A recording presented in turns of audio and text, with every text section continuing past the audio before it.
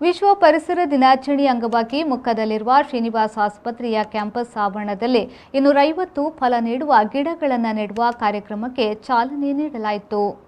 ಪರಿಸರವನ್ನು ಸಂರಕ್ಷಿಸುವುದು ಮತ್ತು ಅರಣ್ಯವನ್ನು ಸಂರಕ್ಷಿಸುವುದು ಆಚರಣೆಯ ಮುಖ್ಯ ಉದ್ದೇಶವಾಗಿತ್ತು. ಎ ಶಾಮರಾವ್ ಪ್ರತಿಷ್ಠಾನದ ಉಪಾಧ್ಯಕ್ಷರು ಹಾಗೂ ಶ್ರೀನಿವಾಸ್ ವಿಶ್ವವಿದ್ಯಾಲಯದ ಸಹ ಕುಲಾಧಿಪತಿ ಡಾಕ್ಟರ್ ಎ ಶ್ರೀನಿವಾಸ್ ರಾವ್ ಅವರು ಮಾತನಾಡಿ, ಸಸ್ಯಗಳನ್ನು ಭವಿಷ್ಯದ ಪೀಳಿಗೆಗೆ ಸಂರಕ್ಷಿಸುವುದು ಆಚರಣೆಯ ಮುಖ್ಯ ಉದ್ದೇಶವಾಗಿದೆ ಎಂದು ಹೇಳಿದರು. ಶ್ರೀನಿವಾಸ್ ವಿಶ್ವವಿದ್ಯಾಲಯದ ಕುಲಾಧಿಪತಿ doctor C A Raghavendra Rao ಅವರು ಸಸ್ಯಗಳ ಮಹತ್ವದ ಕುರಿತು ಸಭೆಗೆ ತಿಳಿಸಿದರು. ಈ ಸಂದರ್ಭದಲ್ಲಿ ಶ್ರೀನಿವಾಸ್ ವಿಶ್ವವಿದ್ಯಾಲಯದ ಅಧ್ಯಾಪಕರು, ಕಾಲೇಜು ಮತ್ತು ಆಸ್ಪತ್ರೆಯ ಅಧ್ಯಾಪಕರುಗಳು, ವಿದ್ಯಾರ್ಥಿ ವೃಂದದವರು ಉಪಸ್ಥಿತರಿದ್ದರು. ಡೀನ್ ಡಾಕ್ಟರ್ ಉದಯ್ ಕುಮಾರ್ ಅತಿಥಿಗಳನ್ನು ಸ್ವಾಗತಿಸಿದರು.